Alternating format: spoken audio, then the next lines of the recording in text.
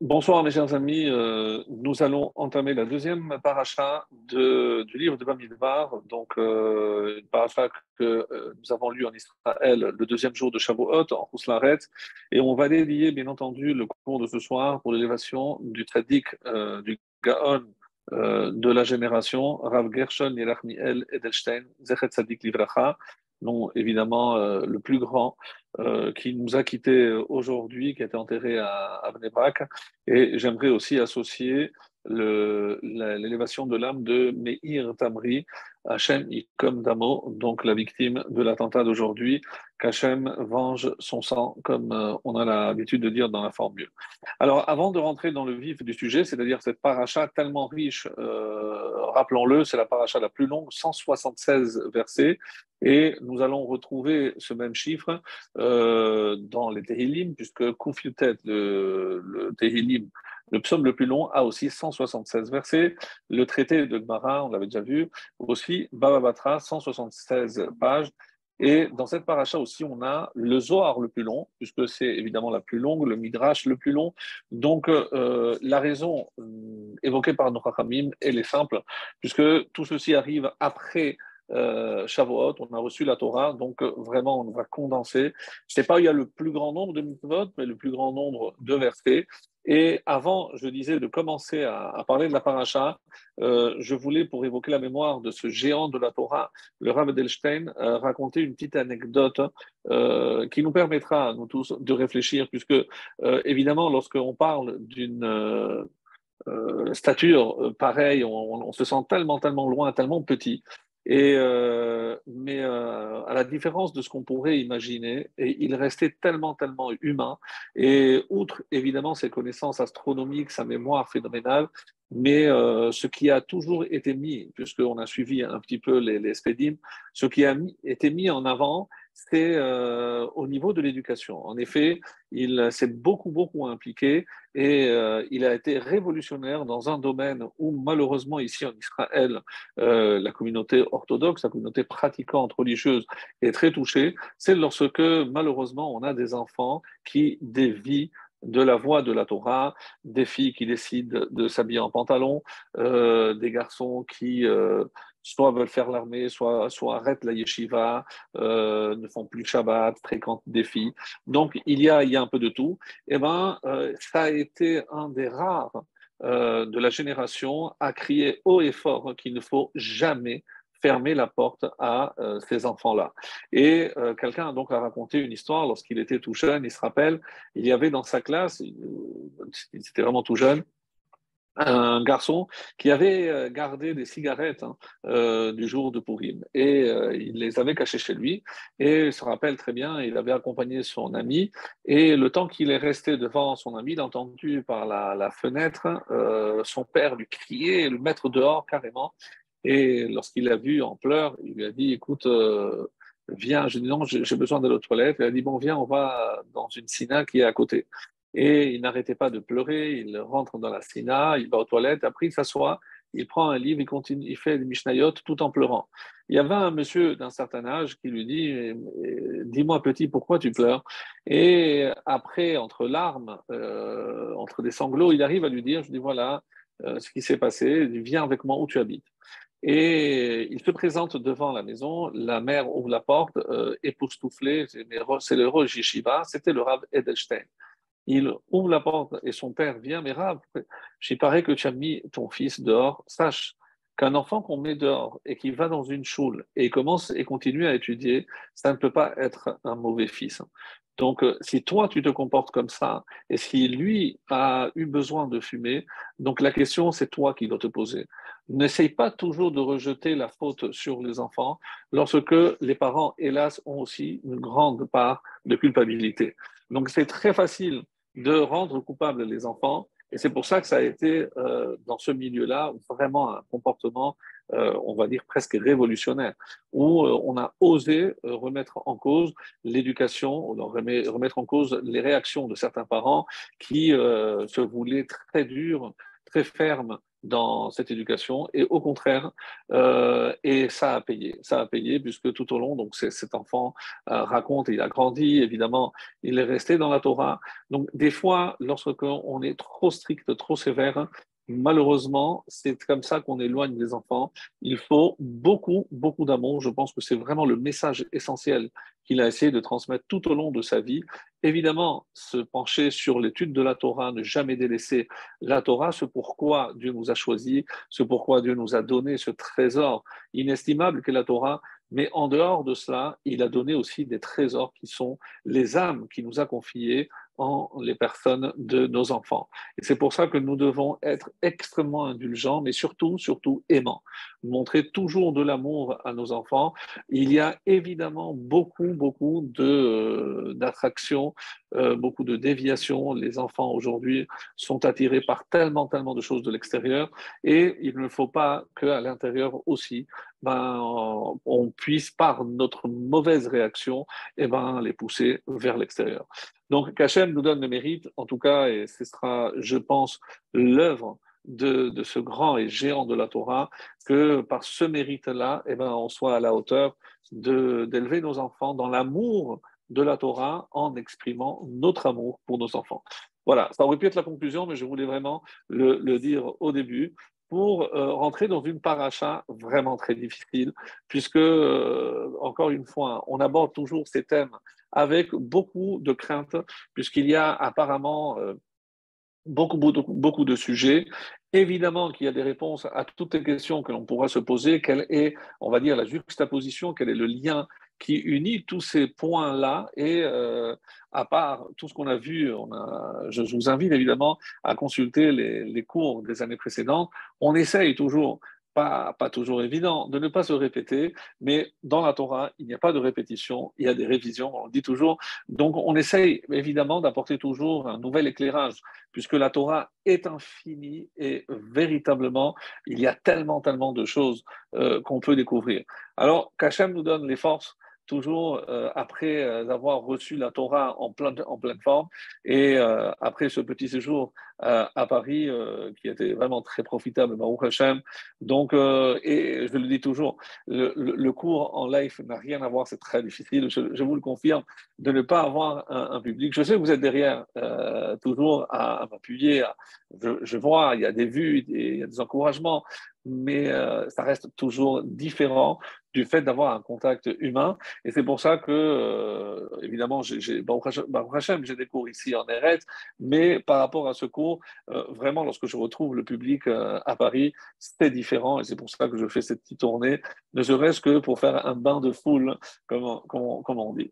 En tout cas, voilà ce que je voulais vous dire et pour vous dire aussi que c'est pas évident pour moi et pour vous, vous devez écouter, vous ne pouvez pas intervenir, c'est pas la même chose, mais voilà, les enseignements sont là, la préparation est là et je vais partager avec vous ce que je vous ai concocté pour ce soir. Donc, je disais une paracha où il y a en tout 18 mitzvot, 7 assez, 7 mitzvot positives et 11 mitzvot négatives. Et lorsqu'on va voir les thèmes qui sont abordés, on a l'impression qu'il n'y a pas forcément de lien. Mais ça, évidemment, ce serait aller trop vite et juger trop hâtivement d'imaginer qu'il n'y a pas forcément un lien entre ces différents sujets. Par quoi on va commencer par Shiluach Temeim. Donc, on va parler du camp, comment était organisé les campements. Donc, on nous dit qu'il y avait 3 campements. Donc, à l'intérieur, celui qu'on appelle le campement de la Shechina, de la Kehuna, ensuite les Lévi'im, donc, et ensuite Israël. Donc, à l'intérieur, c'est là où il y avait le Mishkan, c'est pour ça qu'on dit la Shechina. Donc, il n'y a que les Kohanim, ensuite la tribu de Lévi, et ensuite à l'extérieur, il y avait Israël, toutes les autres tribus. Alors, pourquoi donc on commence par nous expliquer cette formation? Parce que on doit préserver la pureté d'Israël. Et c'est extrêmement important, tellement que nos Chachamim nous expliquent pourquoi il faut lire Menu Veitzru, pourquoi il faut compter d'abord avant de pouvoir recevoir la Torah. Parce que, rappelez-vous, lorsque Dieu a proposé la Torah à toutes les autres nations, qu'est-ce qui, bon, vous connaissez, donc même si je répète rapidement, donc il a dit qu'est-ce qui a marqué, donc il est allé d'abord chez Esav, il a dit Lotir tsar, tu ne tueras pas, moi je ne peux vivre que sur mon épée. Après Amon et Moab, Lotinaf, pas d'adultère, mais enfin nous, Amon et Moab, c'est l'inceste de Lot avec ses filles. Ensuite, il est allé Ishmaël, Lotignov, tu ne commettras pas de vol, donc on peut pas vivre sans voler. Et ensuite à Israël, donc Naasé Venishma. Mais la question que pose le Midrash, c'est que les nations ont dit, mais quel a été le mérite particulier d'Israël? Et de là, on nous dit, et c'est extraordinaire, parce que c'est la pureté qui a préservé justement les familles d'Israël, qui a fait que nous avons pu recevoir la Torah. Et c'est pour cela que maintenant, la deuxième paracha, juste après Matan Torah, c'est comment préserver cette pureté. Et c'est très important parce qu'on va comprendre maintenant comment on va s'agencer la suite de la paracha avec les différents thèmes qui vont s'enchaîner. Donc, la preuve en est que la première chose, Shiluach Temeim. S'il y a des personnes qui sont impures, il faut les chasser.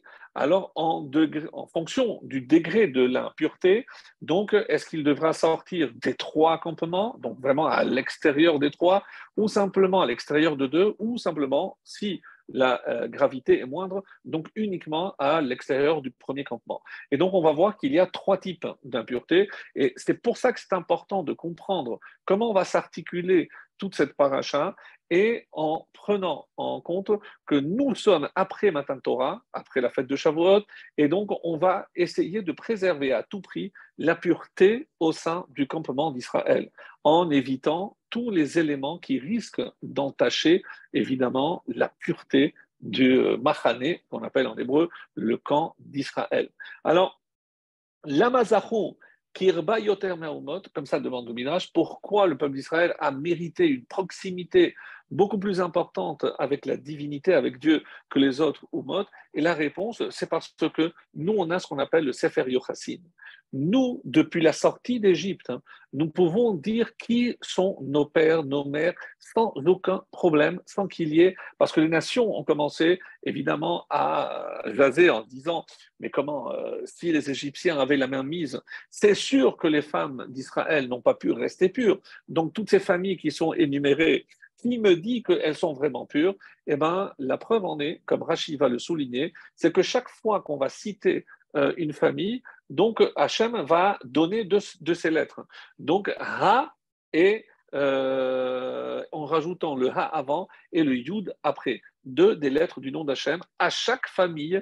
Et c'est pour ça que on dira que, comme Rachid explique, que nous sommes appelés Shivte Ka, les tribus de Yudke de Hachem, parce que Hachem a rajouté le Yud et le He, mais Mishpachat Achetron, Mishpachat Hachetroni. Donc Ha et le He et le Yud à la fin. Donc vous verrez, c'est assez impressionnant. Donc comme pour entériner le fait que chaque famille en Israël était pure, et c'est pour ça qu'ils ont mérité de recevoir la Torah.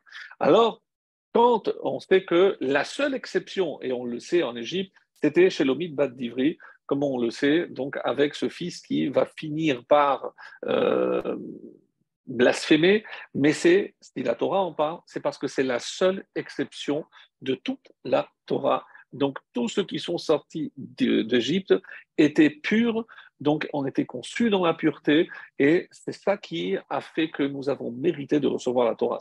Donc mes amis, si c'est ce qui est dit par rapport au don de la Torah, pour maintenir la Torah, il est évident, il est clair qu'il faut impérativement préserver cette pureté au sein de nos familles par les règles de la pureté familiale, par tout ce qui peut entacher la pureté de nos enfants, des choses qu'ils ne peuvent pas voir, des choses qu'ils ne peuvent pas entendre. Donc préserver, comme on disait au début, préserver nos enfants, c'est préserver aussi cette pureté. On sait très bien qu'il y a énormément de déviances. Aujourd'hui, on est de plus en plus étonné. Et ce n'est pas qu'il y ait malheureusement des déviances, mais c'est qu'on affiche avec fierté, alors que la Torah s'exprime clairement contre toutes ces formes de déviance, comme on va le voir d'ailleurs avec Abraham et la ville de Sédom. Donc, puisqu'on va aussi en parler. Donc, Nous sommes également après la lecture de toute la généalogie de David. On a lu le livre de Ruth. Et là encore, on nous dit quand David a tué Goliath, hein, il y a l'ennemi juré de David, Doeg Adomi, donc il va dire à Shaoul, il lui dit, waouh, quand il a vaincu Goliath, il a dit, waouh, celui-là, vraiment, il mérite.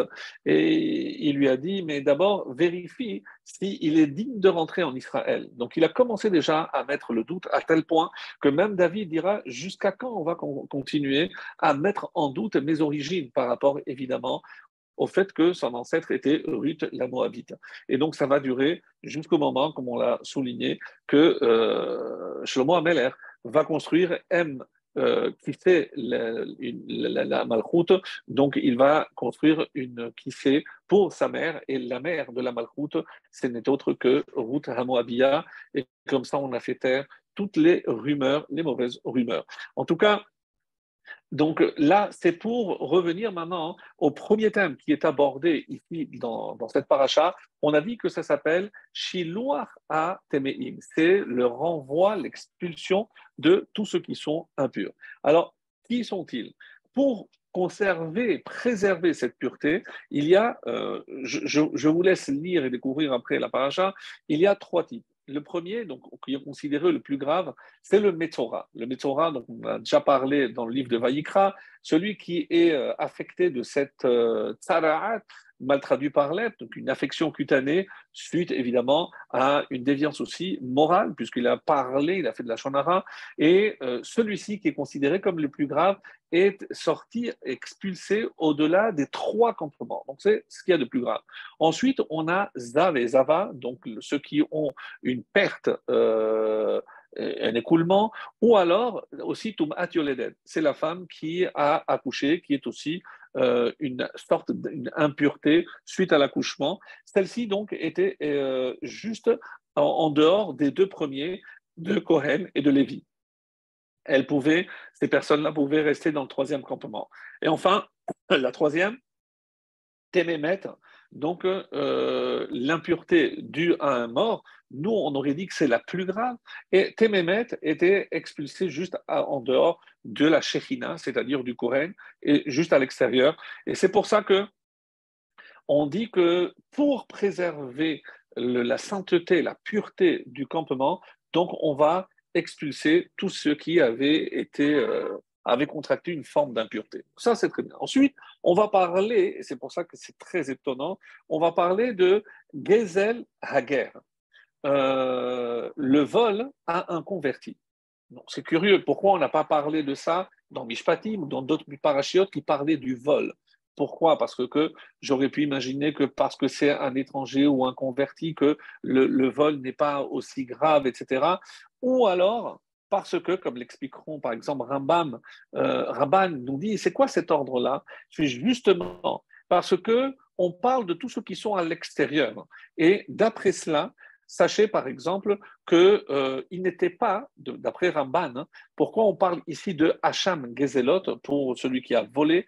Parce que, d'après Ramban, au moment de Matan Torah, le Erev Rav, donc cette tourbe qui est sortie de convertis au moment de Matan Torah, n'était pas au pied du mont Sinaï, ils étaient à l'extérieur. Donc, d'après Ramban, d'autres disent que oui, ils ont reçu la Torah en même temps. En tout cas, on dit que le Erev Rav n'était pas au pied de Mont Sinaï, ils étaient à l'extérieur. Donc maintenant, on a reçu la Torah. C'est pour ça que Ramban dit, on fait suite à cela pour dire qui sont à l'extérieur, en dehors des impurs. Eh bien, il y a les convertis. Eh bien, sache que c'est aussi pour les encourager. C'est pas parce que c'est des convertis que je ne les considère pas comme faisant partie du peuple. Et c'est pour ça qu'il sera interdit de voler à ces hommes-là. Et dans cette suite logique des personnes qui sont exclues par leur comportement de ce campement, donc parce qu'ils ont touché à ce qui est considéré comme la pureté du peuple juif, nous allons évidemment arriver à la femme sota. dont on va parler un peu plus longuement. Donc cette femme soupçonnée d'adultère, donc qui va subir donc une épreuve terrible avec les eaux amères qu'elle devra boire, et donc on va donner un petit peu le détail. Mais avant d'arriver là, le Baal HaTurim nous dit de quoi on parle exactement par rapport à cette impureté, de quoi il s'agit. Et on va voir par exemple aussi que le Ramban nous dit aussi que quel est le souci de la Torah, pourquoi on développe tellement la sota dans ce contexte-là, et il utilise cette expression, l'enakot Israël mi mamzerim, parce qu'on ne veut pas prendre de risque qu'il y ait des mamzerim, donc des enfants issus d'une relation adultérine, parce que cette femme était considérée encore comme mariée. Et donc, ces personnes-là, ces enfants, mamzer, ne peuvent pas se marier avec le clan d'Israël, avec un Israël normal. Et donc, pour éviter d'arriver à ces extrêmes, donc, même dans un cas de soupçon comme Sota, on va être extrêmement sévère. Donc ça, c'est la suite logique d'après le Ramban. Et c'est pour ça que si on garde en tête que la volonté de la Torah ici, c'est de préserver la pureté du campement d'Israël, je comprends qu'il y a une suite tout à fait logique, comme je viens de vous le démontrer, et tout s'explique dans cet enchaînement qui apparemment, dans une première lecture superficielle, ne laisse pas entrevoir qu'est-ce qui pouvait bien relier tous ces thèmes différents. Alors, le Kli Yakar nous donne une lecture très originale par rapport à cela, à savoir que quand je parle de Metzora, je parle de Zav ou Yoledet, la femme qui a accouché, ou la troisième catégorie, j'ai dit que c'était Mémet. À quoi ça fait allusion, dit le Kli Yakar? Le Kli Yakar nous dit c'est que c'est par rapport à des fautes qui sont considérées comme très graves. Quelles sont ces fautes-là?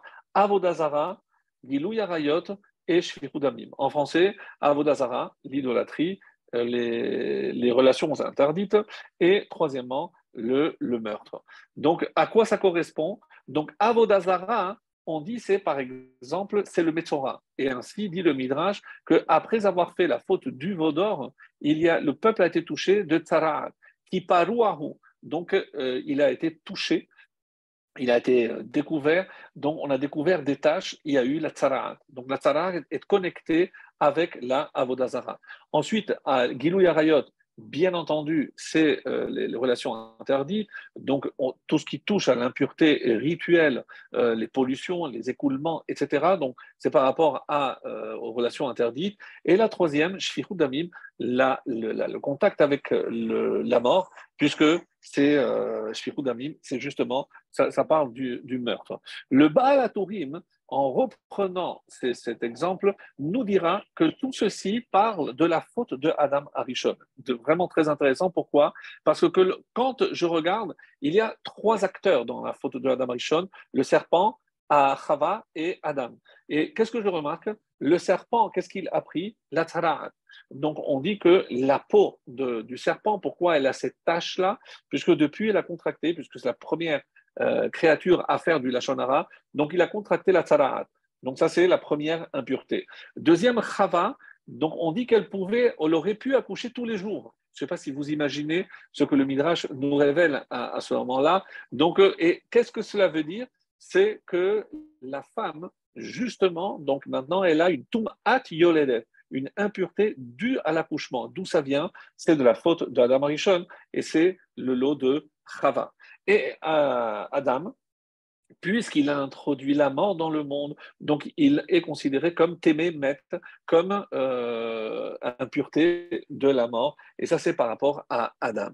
Donc, je retrouve, d'après le Baal HaTurim, ces trois acteurs principaux, les trois protagonistes de la faute d'Adam Arishon dans le Gan Eden. Et c'est une allusion, ici, dans cette paracha, à une forme de réparation pour justement maintenir la pureté dans le campement d'Israël et essayer de retrouver au sein de ce Machané un peu de ce Gan Eden où, comme nous le savons, la Shekhinah était présente comme avec le tabernacle, avec le Mishkan. Ensuite, comme je le disais, donc Ramban nous maintient que le Rev Rav n'était pas au mont Sinaï, et c'est pour ça que tous les guérims se trouvaient à l'extérieur du campement. Et donc, pour les encourager, pour montrer que on veut les accueillir, eh ben, on les accueillait justement en précisant qu'il n'y avait pas de, c'était pas considéré c'était considéré comme un vol. Et si, par exemple, est-ce qu'un converti hérite de son père non juif, etc. Donc toutes ces questions d'héritage qui normalement on aurait dû dire que non, mais pour ne pas le décourager de se convertir. Donc, il y a énormément de halachot. Bon, c'est pas ici le moment de rentrer dans tous ces détails, mais très, très intéressant, puisque normalement, il a coupé, donc c'est plus son père. Alors, est-ce que je considère que oui, il hérite donc d'un goy? Alors, ça veut dire qu'il a, oui, une filiation. Normalement, il n'aurait pas dû, mais est-ce que ça ne va pas le décourager? Est-ce qu'au risque de dire, alors, si c'est comme ça, alors je laisse tomber la Torah et je préfère prendre l'héritage de mon père. Donc, il y a énormément de critères dans toutes ces halachot-là. En tout cas, on arrive maintenant à la sota. Et là, on rentre vraiment, puisqu'il y a les deux thèmes principaux qui sont la sota et le thème qui va suivre le nazir. Et comme vous le savez, ce paragraphe se terminera par Birkat Kohanim, donc la bénédiction sacerdotale qui est faite jusqu'à nos jours par les Kohanim. Et ensuite, on arrive au chapitre le plus long, le septième, où il y a 89 versets qui nous parlent des offrandes apportées par chacun des 12 princes d'Israël, le passage le plus long. Et on se serait attendu d'ailleurs à ce que la Haftara touche ou le début de la paracha ou la fin, qui est la plus longue. Mais non, on va se concentrer sur le nazir, sur lequel, si le temps nous le permet aussi, j'aimerais partager avec vous quelques enseignements extrêmement, extrêmement intéressants pardon, concernant le nazir et la relation qui existe entre le nazir et la sota. Alors, pour nous arrêter déjà à la sota, le Ramban nous a donné déjà un premier point. Pourquoi on a introduit ici la souta? Parce qu'on ne veut pas prendre le risque de mettre au monde des mamzerim. Donc, ça participe toujours du même principe qui est celui de préserver la sainteté dans le campement. Et Ramban suit sa ligne de conduite tout au long de cette paracha et ça se tient, effectivement, donc on comprend bien pourquoi. Alors, quand on va voir le début de comment est introduit le début de ce passage, Ish Ish ki kiste ishto. C'est très étonnant parce que Ish Ish, il y a deux fois de répétition. Parle aux enfants d'Israël et dis-leur, si la femme d'un homme s'écarte, donc stisté, c'est s'écarter, dévier, et qu'elle a été infidèle à lui. Donc, et pourquoi Ish Ish? Parce que les Chachamim disent, donc, elle était infidèle à deux. Ish, c'est évidemment son mari, mais elle a été aussi infidèle à Dieu. Ish Milchama, Hachem Ish Milchama. Donc on sait que des fois dans la Torah, Hachem est appelé aussi Ish. Donc Ish Kitisté, une femme qui a donc dévié, et c'est pour ça que ici elle s'est écartée des normes, dit le commentaire, de décence des matriarches. Donc très étonnant. Et on parle ici d'une femme qui s'est isolée, alors que le mari lui a dit ne t'isole pas avec cet homme-là. On n'a pas de preuves, mais le mari est convaincu qu'il y a, oui, eu quelque chose. Donc, pour être, on va dire, innocenté ou pas, et ça c'est cette preuve, comme la suite de la paracha va nous le dire, qu'est-ce qu'il fallait faire. Et c'est ce que je vais très rapidement dire, donc sans passer par le texte pour ne pas alourdir. Alors, qu'est-ce qu'il fallait faire? Donc, Ish Ish, Lemar là, donc en haut, il s'agit de Dieu, et en bas, il s'agit de son mari. Tu sais que tu peux mentir à tous les hommes sur terre, au tribunal, mais Hachem dit attention, moi j'ai un œil sur toi, moi je connais la vérité. Donc attention, donc est-ce que il vaut mieux pas reconnaître et ne pas subir cette humiliation, puisque la mort est terrible, donc le ventre explose, les intestins sortent, bon, des trucs terribles, comme c'est rapporté. Alors, on va faire ce qu'on appelle une minhat, une offrande avec de l'orge. Tout le monde s'étonne, mais où est le blé ici? Non, elle a eu un comportement bestial, donc il lui convient de l'apporter un aliment justement d'un animal. Lo yitzok shemen, il ne faut pas mettre de l'huile. Pourquoi? L'huile est assimilée à la lumière et elle a fauté dans l'obscurité. Tout ce que je vous cite est du Midrash. Un Midrash très beau, donc où chaque phrase est analysée, évidemment, à la lumière de ces enseignements. On voit que tout est pesé et chaque chose, évidemment, trouve sa place par rapport à ce que la Torah veut nous faire comprendre. Les Vénas qui sont blanches, on dit que c'est les matriarches. Et c'est pour ça pourquoi on apporte le Lévona, pour nous dire, toi, tu ne peux pas te comparer aux matriarches. Regarde le comportement des matriarches et comment as-tu pu t'écarter de la voie de nos matriarches. Alors, vous allez certainement vous dire, mais enfin, mais qu'est-ce que vous racontez? C'est pas une femme qui s'est écartée des lois de la décence ou de la pudeur. C'est une femme qui s'est isolée avec un homme, donc c'est allé relativement loin. On a presque la preuve que oui, il y a eu peut-être quelque chose ou pas. Et on dit non, tu n'as pas été digne des matriarches. Mais comment ça peut se justifier comme reproche? Donc on va voir tout à l'heure. Alors après, on prenait de l'eau et on mettait dans un ustensile en argile, kli kheres. Pourquoi? Parce qu'on dit que le kheres, une fois qu'il est nishba, il se brise, on ne peut pas le récupérer. Alors que si c'était en zrouchit, si c'était en verre, oui, je peux faire fondre le verre et reconstruire. Donc je peux le refaire. Et on dit qu'un ustensile ne pouvait pas servir à deux femmes. Parce qu'imaginez que chaque fois qu'on prenait un ustensile, on disait, c'est pour ça qu'on le brisait après, on disait, ah oui, c'est l'ustensile avec lequel une telle a bu et elle a explosé. Alors, on aurait pu imaginer, enfin, comment la Torah, elle chassa, même, elle a pitié, même des Réchaïm. Parce que si cette femme se retrouve là, évidemment qu'il y a des soupçons, plus que des soupçons, mais même comme cela, Hachem ne veut pas humilier pour autant inutilement, même une fois qu'elle a été sanctionnée, c'est fini. Comme la même raison que, par exemple, on a tué l'ânesse de Bilham, pour ne pas dire, ah oui, c'est l'ânesse avec, ou lorsque l'on allait nous, dans un cas de zoophilie, c'est un homme ou une femme est allé avec un animal, on tue l'animal aussi, l'homme, je comprends, mais l'animal, pourquoi? Pour ne pas qu'on dise, oui, c'est l'animal avec qui, etc. Donc, même dans ces cas-là, on voit comment la Torah fait preuve de décence pour ne pas humilier inutilement une fois qu'il a déjà été sanctionné. Alors, c'est pour ça, et ensuite on prenait de l'eau, et après avoir pris de l'eau, donc d'où on prenait de l'eau? Du kior. Et il fallait impérativement que ce soit de cette cuve en airain qui avait été minatzovot, hamarot atzovot. Rappelez-vous, avec quel matériau il avait été construit? On ne peut pas dire d'où venaient les dons de tous les autres ustensiles. Il y a un seul ustensile où on peut savoir à 100% d'où venaient tous ces matériaux, et c'est le kior. Cette cuve faite uniquement avec le miroir exactement des femmes. Donc à 100%, aucun homme n'a participé.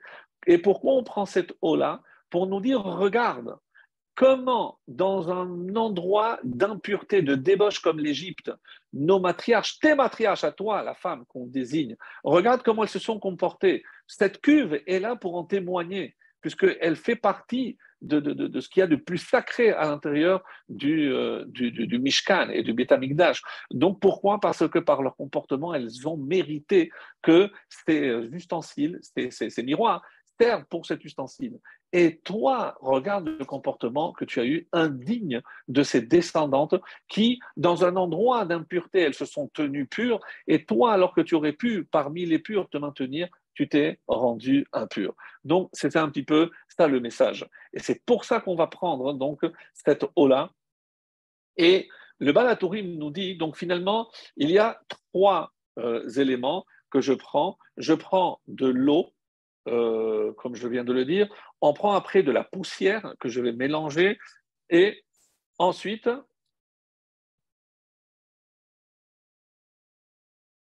à part la poussière, je prends aussi la lettre. Donc, le ktav, c'est le nom d'Hachem que je vais mettre à l'intérieur.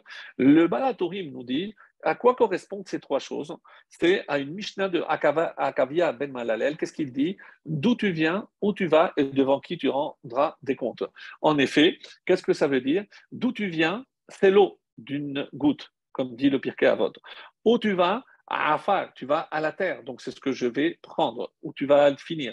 Et devant qui tu rendras des comptes, c'est évidemment le nom d'Hachem qui est écrit sur ce parchemin, où on dit que dans cette encre, on ne mettait pas ce produit qui faisait que l'encre devenait et on ne pouvait plus l'effacer. Donc, on omettait de mettre cet ingrédient-là pour que justement elle puisse s'effacer. Donc, ces trois éléments pour nous dire, regarde, si tu avais fait attention d'où tu viens, où tu vas, devant qui tu rendras des comptes, comme dit à Kavia Mebanalel, alors tu ne faudras pas, si on a ces trois choses toujours en tête. Alors, et on dit aussi que la terre, d'où venait cette terre, n'oublions pas que l'homme a été créé à partir de la terre. Donc, on dit qu'Hachem, il a pris des quatre coins de la planète. Pourquoi? Pour qu'une fois que l'homme meurt et qu'il va être rendu à la terre ne puisse pas refuser d'accueillir celui qui provient des quatre coins. Mais d'où vient la terre qui a servi à la tête de l'homme? On dit de l'endroit de Moria, l'endroit où il y a eu le Misbéar, là où Abraham a failli sacrifier son fils, là où Noach a fait son offrande, là aussi où Caïn et Hevel ont apporté leur offrande, Adam a fait aussi son offrande.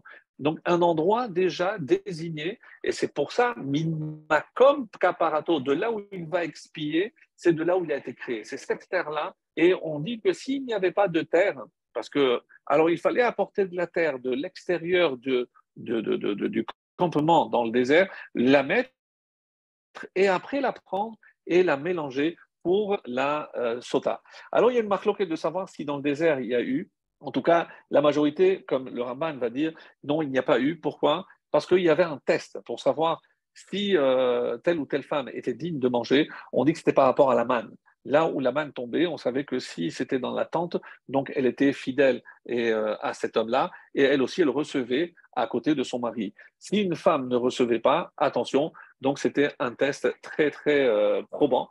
Donc on n'avait pas besoin de Mesota. Les Mesota apparemment n'auraient été réalisés qu'une fois qu'on est rentré en Israël, où là, oui, il fallait, une fois que la manne a cessé.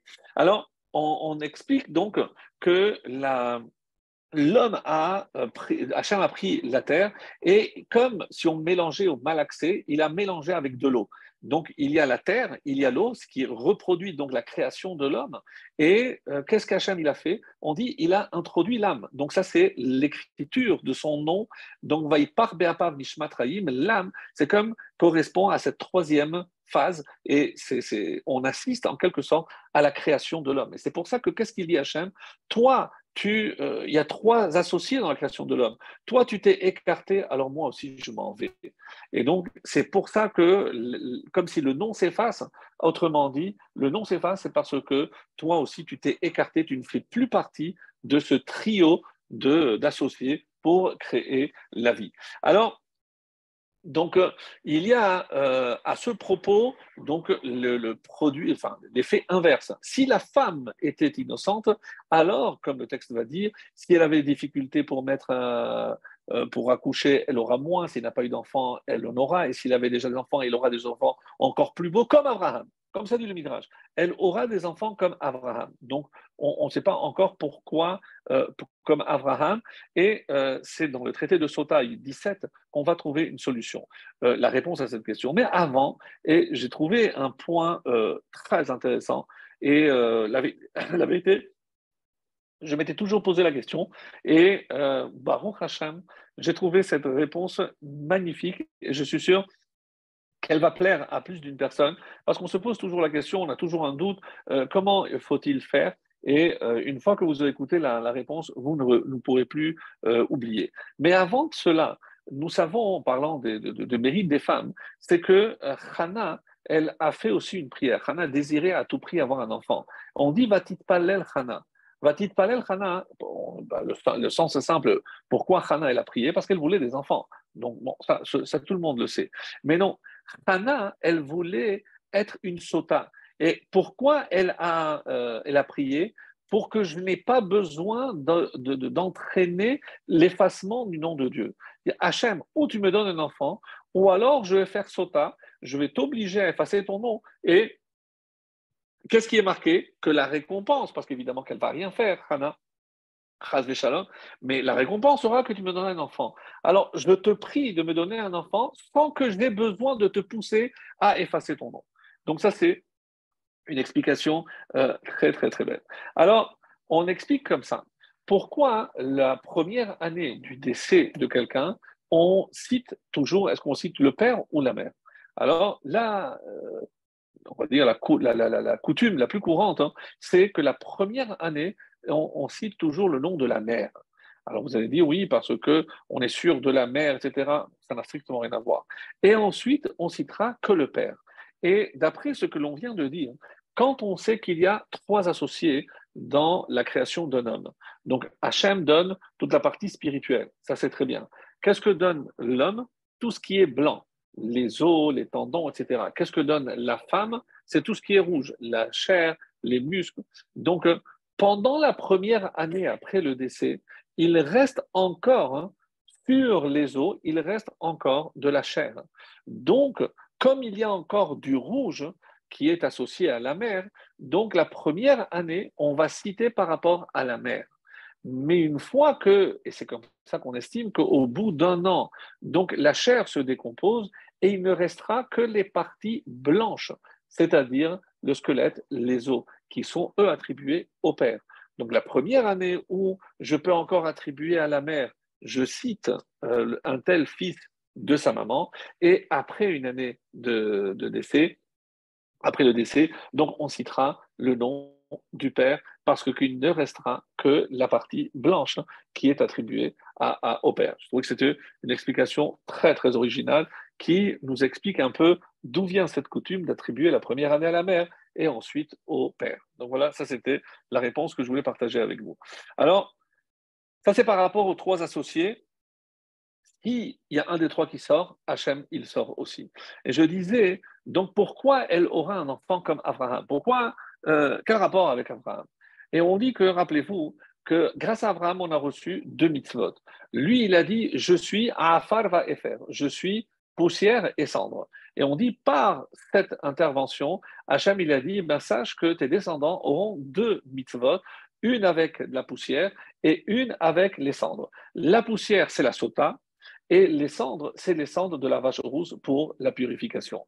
Alors, et c'est comme, à quoi correspond la poussière? On dit que la poussière, c'est la terre, Afar, c'est celle qui contient un futur. Je sais que quelque chose peut pousser. Si je mets des graines, ça pourra pousser. Quand il s'agit de la cendre, ça vient témoigner de quelque chose qui a été. Donc, c'est par rapport au passé.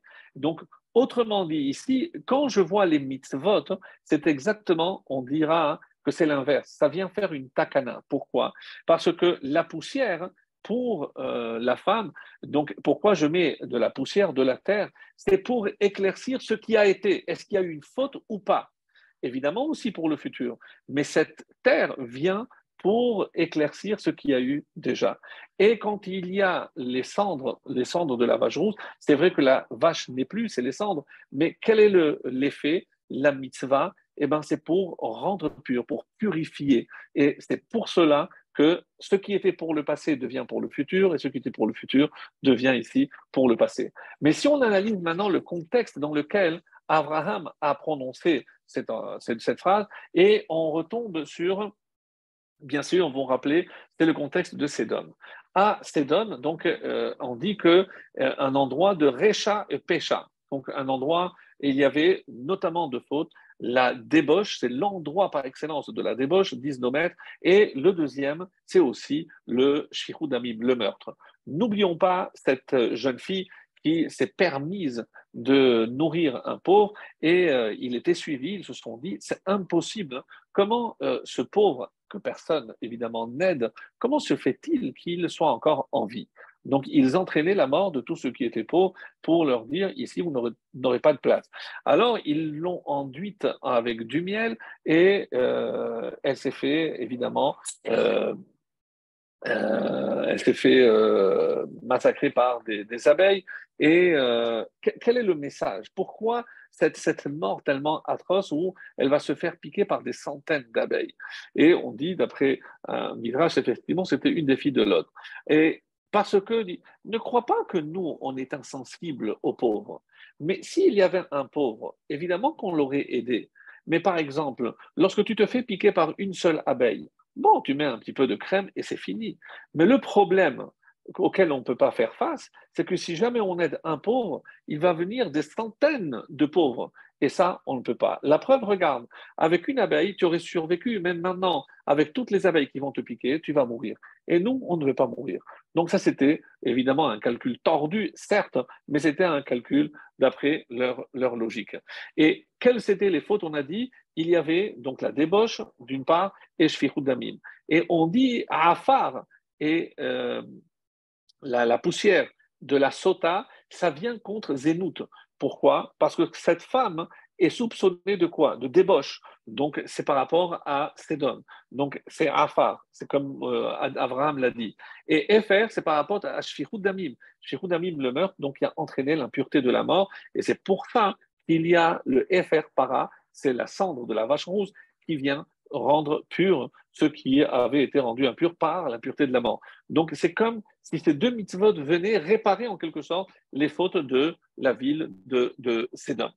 Et c'est comme ça que les Chachamim vont l'expliquer. Alors, c'est celui qui nous explique que dans le désert, il n'y avait pas de sota, c'est Rabbi Yonatan Epeshutz dans son livre Tif'er et Yonatan. Et lui, il dit la manne était une preuve suffisante. Par contre, il pose une question intéressante. On dit, est-ce que cette boisson a déjà été donnée aux hommes? Est-ce que on a fait boire déjà des hommes? Alors, bon, comme on n'a pas le temps, je ne vais pas vous laisser trop réfléchir. Si ceux qui ont trouvé la réponse, je vous dis bravo, parce que ce n'est pas une réponse évidente, mais comment je pourrais faire boire de cette eau-là à un homme? Non, normalement, c'est uniquement les femmes qui sont soupçonnées d'adultère. Il y a une seule exception. Et dans quel contexte? La faute du veau d'or. Bravo pour ceux qui ont trouvé. Donc, je vous dis bravo. Pourquoi? Parce que rappelez-vous, lorsque Moshe descend, il prend de la poussière, il mélange à l'eau, et on dit qu'il y a une source d'eau. Le Midrash nous dit qu'il y a une source d'eau qui est descendue, et tout le monde a bu. Ceux qui avaient fauté, eh ben, sont morts. Alors, mais quel rapport? On a dit que c'était pour le doute, le soupçon d'adultère.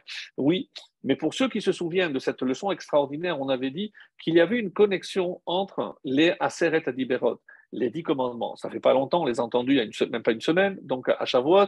Et qu'est-ce qu'on a dit? C'est que la première va avec, en face de la sixième. Je suis l'Éternel, tu ne commettras pas de meurtre. Pourquoi? Parce que chaque homme contient une image divine. Donc, juste après, qu'est-ce qu'il y a? Tu n'auras pas d'autre Dieu. Lo yelecha Elohim acherim. Et en face, lotin af, pas d'adultère. Donc, il y a une connexion entre l'idolâtrie, tu n'auras pas d'autre Dieu, et l'adultère. Qu'est-ce qu'on fait avec une femme soupçonnée d'adultère? On la fait boire. Et ici, comme il y a des hommes qu'on soupçonne d'avoir fait oui à Vodazara, donc ils ont fait de l'idolâtrie, eh bien, on va leur faire subir le même test qu'on aurait fait subir aux femmes, on va faire subir aux hommes. Je trouve ça une idée extraordinaire. Et c'est le Ibn Ezra qui explique, c'est que Batku Otam, par rapport à la Avodazara. Et pourquoi? Comme je viens de l'expliquer, parce qu'il y a une connexion entre la Avodazara et l'adultère. Le Midrash nous dit que toute la paracha de Sota ne parle que de la faute du veau d'or. Et le Midrash, que je ne vais pas vous citer, nous prend tous les exemples. Moshe, c'est le Kohen, donc on fait boire, tout ce qui s'est passé à la faute du veau d'or, comme si quelque part on voulait réparer la faute du veau d'or à travers la sota. Parce que, encore une fois, dans l'esprit, on veut préserver la sainteté et la pureté, il fallait complètement éliminer l'impureté due à cette faute, la faute du veau d'or. Alors, et le Midrash donc, va faire le lien, on va aussi, nous, essayer de le faire. Donc, par rapport à Metzora, comment le Balatourim nous dit sur la Sota, on a expliqué que le Metzora, c'est le Nachash, Zava, l'écoulement, c'est la femme, Chava, et la mort, c'est par rapport à Adam Arishon. Donc, Adam Arishon a été créé à Rosh Hashanah. Donc, il a fauté. On a dit que le premier ordre qu'il a reçu, c'était donc à Rosh Hashanah, et il a malheureusement fauté. Le serpent a fait fauter, a réussi à convaincre la femme pendant que l'homme dormait. Alors, le Nachash, d'après le Midrash, dans la Gemara, c'est rapporté. Le Zohar aussi nous dit que le Nachash a eu un lien, un rapport avec Chava. Est-ce que c'était Chava ou la dimension L-I-L-I-T, donc comme dira le Zohar, je ne rentre pas dans les détails, qui a fait. En tout cas, Hetil Zohama, le Nachash a introduit une impureté au sein de la femme et cette impureté ne disparaîtra qu'au moment du Sinaï. Au moment du don de la Torah, cette impureté a été éradiquée. Donc, regardez, on a attendu 26 générations. Donc, ce qui s'est passé au Sinaï est quelque chose de formidable, on ne peut même pas imaginer, mais on a récupéré la pureté initiale. Et c'est ce qu'on va perdre, malheureusement, avec la faute du veau d'or. Et où on va voir ce lien. Qu'est-ce qui est dit au serpent? Tu as marché sur ton estomac. Quelle est la faute? Qu'est-ce que ça va entraîner comme punition à la femme? C'est l'estomac qui va exploser. Donc la poussière, Afar, qu'est-ce que Dieu a dit au serpent? Afar tochal, tu mangeras la poussière de la terre. Donc, et la suite, pour éviter d'en arriver là, de quoi va s'abstenir l'homme en regardant tout ceci? Eh bien, du vin. Pourquoi le vin? Selon les trois versions, une des versions est minhaet. Donc, elle a donné pas du fruit, mais de l'arbre. Et donc, c'est pour ça que le Midrash expliquera, elle a pris les raisins et elle les a pressés et lui a donné du vin. Donc, c'est le vin qui a entraîné donc la faute de Adam, de Chava. Et c'est pour ça que Sota, connecté avec le Nazir, n'est encore une fois, et comme toujours, c'est la réparation de la faute de Adam Arishon. Donc, en passant par la reproduction à notre échelle, qui est la faute du veau d'or, et c'est pour ça que si on analyse toute cette paracha à la lumière de ces explications, donc on ne cherche toujours et toujours la même chose, réparer la faute pour retrouver l'état que nous avions avant la faute de Adam Arishon. Alors, donc là, une fois qu'on a expliqué cela, je peux aborder le deuxième thème, la deuxième partie, c'est le nazir. Le nazir, donc, et c'est aussi important parce que c'est vraiment très très beau, je ne sais pas si on aura le temps de tout faire, mais sinon ce sera pour la prochaine fois, ne vous inquiétez pas, mais on a encore le temps. Alors, quand je regarde le début du nazir, qu'est-ce qui a marqué? L'Éternel a parlé à Moshe en disant, je vous lis, parle aux enfants d'Israël et tu leur diras, si un homme ou une femme prononce un vœu de nazir, de s'abstenir, entre parenthèses, de boire du vin, en l'honneur de Dieu, et autrement dit, afin de devenir une personne plus pieuse, même s'il ne le dit pas clairement, c'est sa volonté. Je vous lis que 3 versets, après on passe aux commentaires. Pardon, qu'est-ce qu'il doit faire? Il s'abstiendra de vin jeune ou de vin vieux, il ne boira même pas du vinaigre fait de vin jeune ou vieux, ni ne boira nulle chose dans laquelle est trempé des raisins, ne mangera pas de raisins ni frais ni secs. Tout au long de son abstinence, il ne mangera aucun produit de la vigne, des pépins jusqu'au pot. Donc ça, c'est tout ce qui lui est interdit. Ensuite, tous les jours de son vœu d'abstinence, nul rasoir n'effleurera sa tête jusqu'à la fin du terme de la période durant laquelle il s'abstient en l'honneur de Dieu. Sa chevelure sera sacrée. Et il permettra ainsi à la croissance de la chevelure de sa tête de pousser, donc sans toucher. Et c'est ça, c'est au moins pendant 30 jours, comme le précisent les commentaires. Enfin, tous les jours où il s'abstiendra pour l'Éternel, il n'entrera pas en contact avec les morts. Donc, si je résume, il y a 3 interdits, donc qui se résument les cheveux, le vin et les morts. Alors, une explication du Midrash très intéressante nous dit pourquoi? Parce que ces 3 choses-là poussent l'homme à la faute. Oui. Pourquoi? Parce que les cheveux, l'exemple que nous avons, c'est celui de Yosef. Lorsqu'il a commencé à s'arranger les cheveux, donc il a vu qu'il était beau, et juste après, évidemment, il y a eu l'épreuve avec la femme de Potiphar. Donc un homme qui fait trop attention à son apparence extérieure, il va évidemment s'attirer, on va dire, la faute, puisque forcément, il fait attention à plaire à d'autres personnes extérieures, et ça forcément, ça va le pousser à fauter. Ensuite, le vin. Le vin aussi, nous avons toujours une utilisation sacrée, le kiddush, les fêtes, les événements sacrés comme la naissance d'un enfant, le mariage. Donc pour nous, le vin est toujours assimilé à quelque chose de sacré. L'abus de ce vin-là, évidemment, pourra entraîner à d'autres abus, puisque évidemment, il n'y a plus de frein. Et là, allez-nous, qu'à Dieu ne plaise, ça peut entraîner aussi à la faute. Donc, et enfin, la mort. La mort, oui, plus difficile, mais rappelez-vous, qu'est-ce qu'il a dit à Esav? De toutes les façons, je vais mourir. Alors, si on va mourir, autant profiter de ce monde. Donc, la mort, au lieu d'être une source d'enseignement, comme pour nous, on est censé aller dans une maison de deuil et tirer d'enseignements de vie pour profiter de ce monde, mais en sachant que l'essentiel se trouve au-delà, alors d'autres vont tirer les conclusions inverses. Si de toute façon on va tous mourir, autant profiter au maximum de ce monde. Donc peut imaginer donc toute forme d'hédonisme et sous toutes les formes. Voilà donc un petit peu par rapport à cette présentation. Par contre, comme le Shlach HaKadosh et d'autres poseront la question, et c'est vrai que la question est plus qu'évidente, même si on n'a pas posé, peut-être, je ne me rappelle pas, si on l'a posé par le passé, mais on va en faire toute une louange de cet homme parce que pendant 30 ans, toujours, il n'a pas touché sa chevelure. C'est à peu près la moyenne pour ne pas aller chez le coiffeur. On n'a pas touché le vin, eh ben, pendant 4 semaines, pas le kidouche et pas d'Abdallah. Et voilà, l'affaire est close. Et si on n'a pas à aller au cimetière, donc c'est trois choses qui finalement ne demandent pas un effort colossal. Donc au bout de 30 jours, on dit qu'il est Kadosh Lachem, il est saint pour Dieu, il est comparé à un Kohen Gadol. Ah, mais qu'est-ce qu'il y a? Qui Yafli, il a fait quelque chose, comme Ibn Ezra dira, d'extraordinaire. Qu'est-ce qu'il a fait d'extraordinaire? Pendant 30 jours, oh, c'est bon.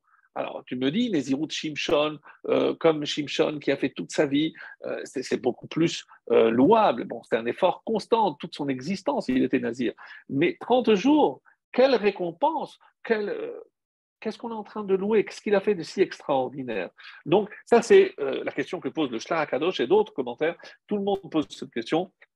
Et pour nous montrer ceci, il y a un passage du prophète Amos.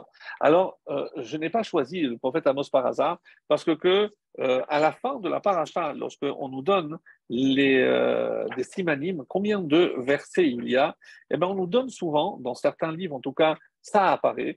Et qu'est-ce qui apparaît? Le nombre de versets, et on nous donne un siman, on va dire un mot qui correspond à la valeur numérique.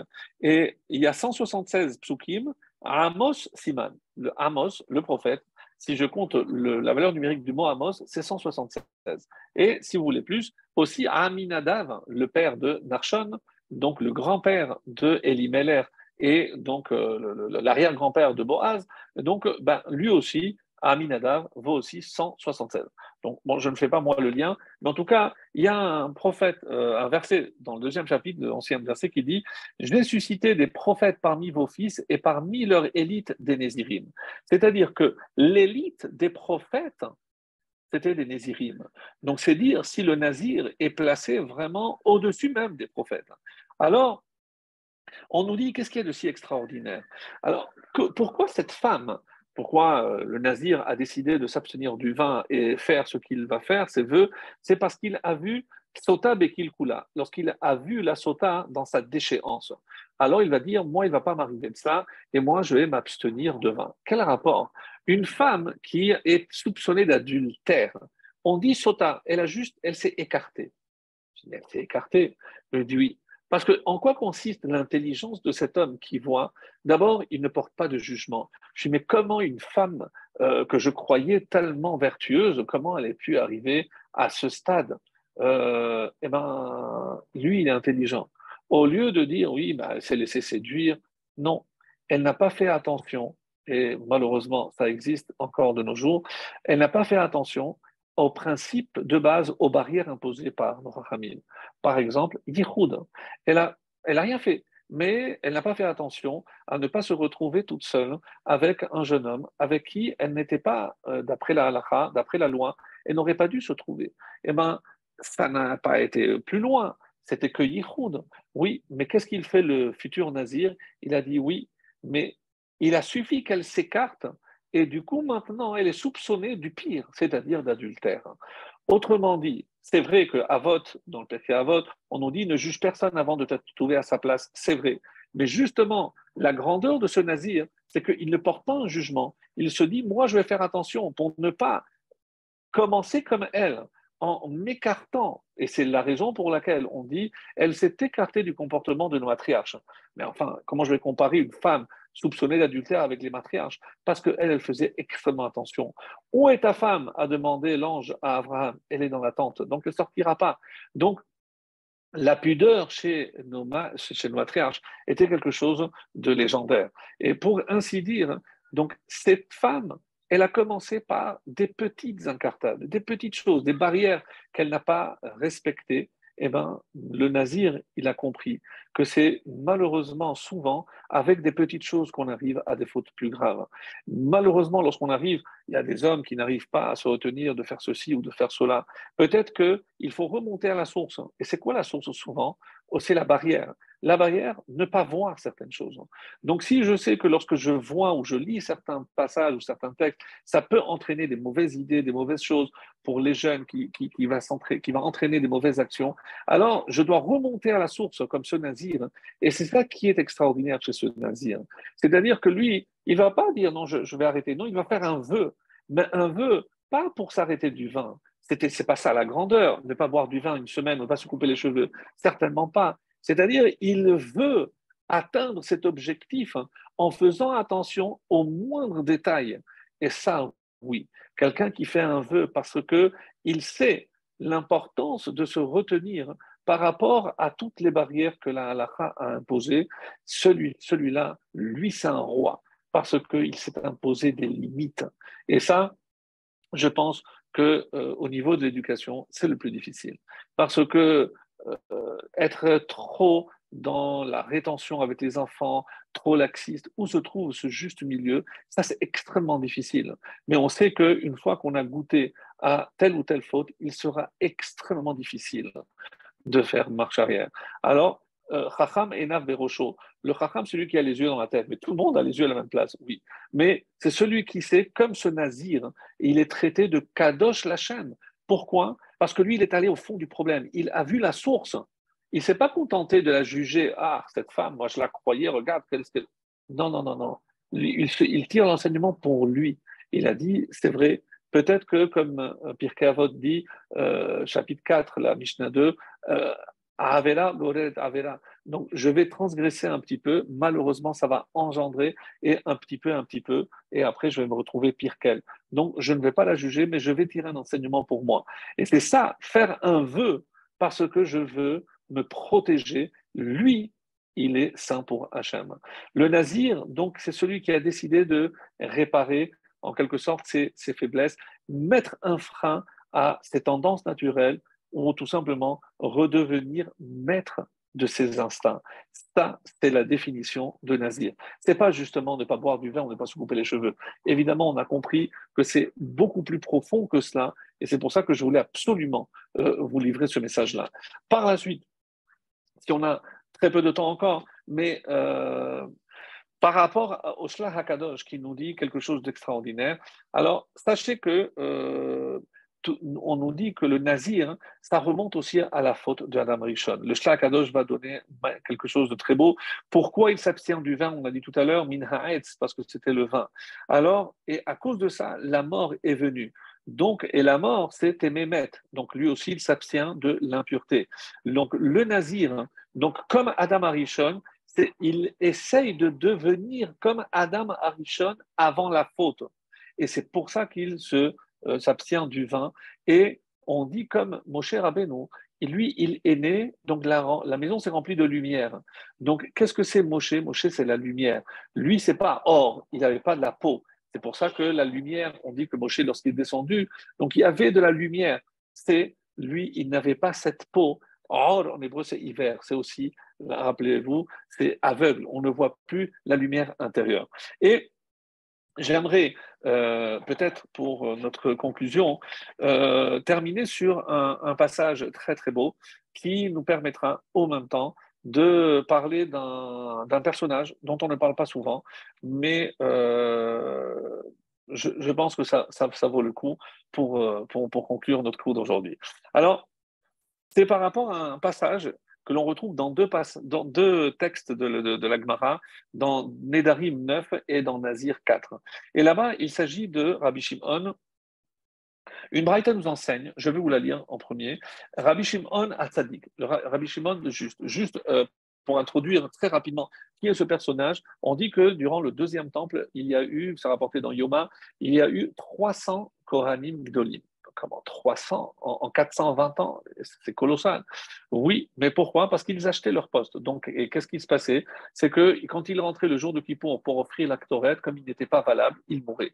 Donc, et tous les ans quasiment, à part quatre, comme ça ils sont cités, et c'est Rabbi Shimon Hatzadik qui a fait 40 ans, après Yochanan Kohen Gadol, le plus connu, 80 ans. Il y a un autre, Rabbi Ishmael Ben Pavi, 11 ans, et Rabbi El-Hazar Ben Kharsoun, qui est resté 10 ans. Donc à eux, donc c'est à peu près 120 ans. Donc imaginez, sur 420, donc 300 autres, c'est pas à peine un an pour les autres. Et qu'est-ce qu'il a rapporté? Rabbi Shimon le juste a dit, de toute ma vie, je n'ai mangé de l'offrande d'impureté d'un naziréen. Et c'est quoi cette offrande d'impureté? On dit que si un naziréen, nazir, a contracté une impureté involontaire de mort, donc il doit apporter un korban et recompter, donc si c'était au bout de 5 jours ou de 10 jours, il doit recommencer donc les 30 jours, parce qu'il a été souillé par le contact avec un mort. Et on dit pourquoi il doit apporter aussi à la fin un korban, parce que donc, le début qu'il a fait, il s'est abstenu pour rien. Donc il a aussi offert à la fin un korban. De toute ma vie, disait Rabbi Shimon, je n'ai pas jamais mangé. Pourquoi? Parce que pour lui, le naziréen, ce n'était pas des gens sincères. Un jour, un naziréen était venu du sud pour me voir et je remarquai qu'il avait de beaux yeux et son apparence me fit bonne impression. Ses cheveux lui tombaient sur les épaules en mèches bouclées. Des détails inutiles. Il vient du nord, du sud. Qu'est-ce que ça nous apporte? Qu'est-ce qui te pousse à sacrifier cette belle chevelure, mon fils? Il l'appelle mon fils. Et pourquoi sacrifier? D'abord, pourquoi tu as laissé cette chevelure? Pourquoi tu as laissé ta chevelure? Est-ce que tu... Bon. Voici la réponse qu'il me fit. J'étais berger chez mon père. Quel rapport? Un jour que j'étais allé chercher de l'eau à la source, je contemplais mon visage qui s'y reflétait et mon mauvais penchant s'éveilla et voulut me perdre. Et je lui ai dit, impie, rachat, pourquoi viens-tu te parader,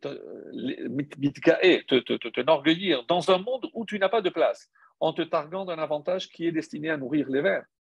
Je jure que je te raserai en l'honneur du ciel.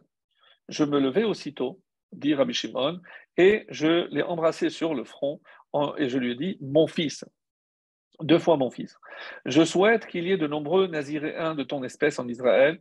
C'est à toi que s'applique le passage quand un homme ou une femme fait expressément vœu de naziréen, voulant s'abstenir en l'honneur de l'Éternel.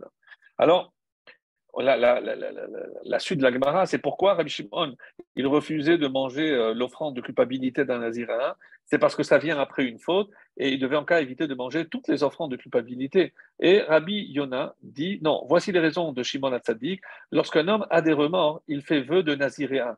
Puis, s'il lui arrive de se mettre en état d'impureté, le temps de son naziréa augmente, parce qu'il faudra recommencer, si bien qu'il regrette, le tout est que les animaux qu'il apporte au temple peuvent être considérés comme impropres au sacrifice. Voilà la raison qui est donnée. Ça, c'est pour l'histoire. Maintenant, on la retient et je vais passer à l'essentiel. Alors, on ne comprend pas toutes ces questions-là, pourquoi il a mangé, etc., pourquoi il explique tous ces détails-là. Et maintenant, je vais, pour répondre à cette question, parler d'un personnage qui n'est pas très connu, mais qui, il se trouve, il était aussi Nazir Olam. Et c'est la raison pour laquelle il avait des cheveux très longs. Alors, si vous dites, mais de qui s'agit-il? Ce n'est pas Shimshon. Shimshon, on en a parlé, c'est dans la Haftara, c'est d'Avshalom, le fils de David. Avshalom, on le décrit, regardez dans le livre de Shmuel, de Shmuel Bet, les chapitres 12 à 18 nous parlent toute l'histoire de Avshalom. Et Avshalom, donc, on sait qu'il était le fils d'une Yefat Toa, donc d'une prisonnière qui s'appelait Ma'acha, qui était la fille de Talmaï. Comme ça, c'est rapporté. Mais on nous dit aussi que l'ohayalo boum boum. Donc, de la tête jusqu'aux pieds, il n'avait aucun défaut. Mais est-ce qu'on se préoccupe de savoir s'il avait un défaut? Non. C'est-à-dire qu'il n'avait fauté avec aucune partie de son corps. C'était un homme parfait. C'est-à-dire parfait. Mouchlam, betachlit hashlemut, c'est qu'il n'avait jamais fauté. On parle d'Avshalom. Oui, mes amis, on parle d'Avshalom. Le fils de David était parfait. Alors qu'il venait d'une fille d'une mère qui était une prisonnière, une belle captive, tout ce que vous voulez. Mais lui, il était parfait. Qu'est-ce qui s'est passé malheureusement? Il s'est laissé entraîner par Achitophel en lui disant, mais c'est toi qui mérites d'être roi. Et c'est ça qui malheureusement va entraîner la suite de l'histoire. Mais comme la Gemara nous dit dans Sota, il y a 5 qui ont été créés, mais en dogma shel ma'ala, comme l'image d'en haut. Alors l'explication, c'est comme Adam Arishon. Il ressemblait à Adam Arishon. Par exemple, Shimshon, mais les 5 sont morts à cause de, justement, leurs caractéristiques. Shimshon et sa force, c'est sa force qui l'a tué. Avshalom, à cause de ses cheveux, il a été attrapé par ses cheveux. Shaoul Betzavaro, parce qu'il était orgueilleux, on lui a coupé la tête. Tzidkiya Be'enav, Tzidkiyahu, on dit que Tzidkiyahu, le roi Sédécias, on lui a crevé les yeux et on dit qu'il a continué à voir. On lui a fait avec des fers au fer blanc, il a continué à voir. Quand est-ce qu'il a perdu la vue? Lorsqu'ils ont égorgé ses enfants devant lui. Bon, c'est juste pour avoir Tzidkiyahu. Et Asaph par ses jambes, mais on ne rentre pas dans les détails. Alors, on dit que Avshalom, il avait les cheveux de Adam Arishon. C'est-à-dire, quand on parle de quelqu'un de parfait, c'est qu'il ressemblait à Adam Arishon. Mes amis, on parle ici du fils de David. N'oubliez pas qu'à Shavuot, on a fêté la Iloué de David. Mais quand on a parlé de David, de qui on parle? On parle de Adam, puisque rappelez-vous qu'on dit que David, Zaken Babayamim, il était vieux. Mais quel âge il avait? 70 ans, pas encore parce qu'il n'est pas mort. Mais à 70 ans, on ne dit pas qu'il est vieux. Non, il avait 999 ans. Oui, pourquoi? Parce qu'il avait 930 de Adam. Le jour de Shavuot, on peut dire que c'est David qui est mort, mais c'est Adam qui est mort. Parce que ces 70 ans, c'est lui qui lui a donné. N'oubliez pas ce détail tellement, tellement important. Alors, Achitophel le pousse à aller contre son père. Il a dit, tu dois tuer ton père, comme ça c'est toi qui vas prendre la place. Mais qu'est-ce qu'il voulait, Achitophel? Comme Avshalom avait tué son père, donc il voulait que Avshalom tue David, et comme ça, lui, il tuerait Avshalom, et Achitophel prendrait la place de roi. Donc, tout ça, c'est des calculs, malheureusement, mais Avshalom s'est laissé prendre au jeu. Et il a commencé à bien se faire voir par le peuple, et le peuple était très connu, etc. Et jusqu'à qu'un jour, il a été accroché par un arbre, comme ça c'est rapporté. Un arbre, Allah. Allah, c'est aussi malédiction. Un midrash nous dit que pourquoi il n'a pas pris l'épée, il a coupé les cheveux. Il aurait pu se libérer. Il est resté coincé, c'est comme ça qu'on est venu. Après, à la fin, on lui a coupé la tête. Il a dit, mais il ne comprend pas, pourquoi il n'a pas coupé? On dit, le Midrash, il a ouvert les yeux et il a vu que par rapport à son comportement, il avait essayé de tuer son père. Pendant 6 mois, David a dû fuir. Et il a vu que le Guéhinom, les portes du Guéhinom étaient ouvertes. Et que s'il coupait les cheveux, il est tombé dans le Guéhinom. On dit que la bouche de la terre, comme pour Korah.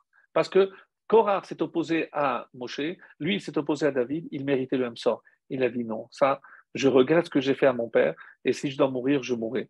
Et c'est comme il est resté coincé, on lui a coupé la tête. Qu'est-ce qu'il a fait David lorsqu'il a pris la mort de son fils? Il a pleuré et il a prononcé 8 fois le mot béni. Un roi qui renonce à son mérite, il ne peut pas renoncer. Mais il a dit, Absalom a essayé de tuer son père, pas le roi David.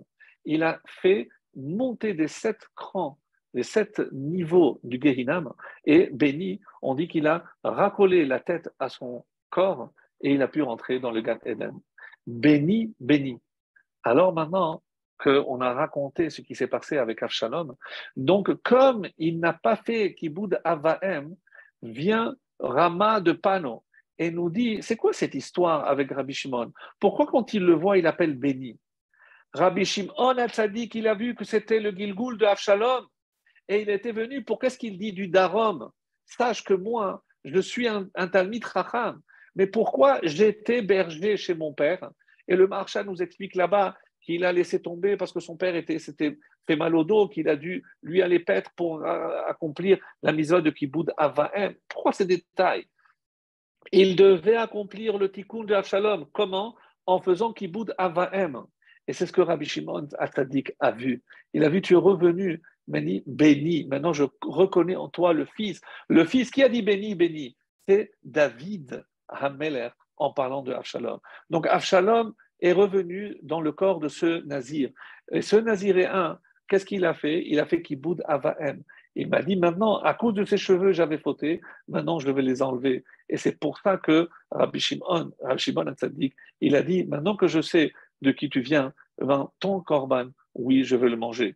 Donc, il est venu pour faire Kiboud Avahem. Hein, et c'est pour ça que Shalom avait les cheveux de Adam Arishon. Tout ceci pour nous dire, mes chers amis, et c'est que ça sera ma conclusion, comme on a commencé, regardez ce qu'un père comme David a fait pour son fils Avshalom. Donc il est revenu pour faire que Kiboud Avahem. Tant qu'on a la chance de faire Kiboud Avahem, tant qu'on a la chance de faire non seulement le respect qui est dû aux parents, mais nous aussi en tant que parents, faire tout ce qui est nécessaire pour que nos enfants nous respectent. Donc, ne pas être incohérent, faire en sorte que nous soyons toujours des exemples pour nos enfants et à la hauteur de David. Quand bien même ce Avshalom a essayé de le tuer, il a prié pour lui pour qu'il rentre dans le Gan Eden. Alors qu'on n'arrive pas à ces extrêmes. Mais même si des fois nos enfants s'écartent, essayons de prendre, comme le Nazir a pris cette sota au début, avant que ça n'aille trop loin, savoir mettre les barrières et éviter que de ce petit écart, ne vienne le grand écart. Qu'Hachem nous aide à être des fils dignes et des parents aussi exemplaires. Très bonne soirée à tous.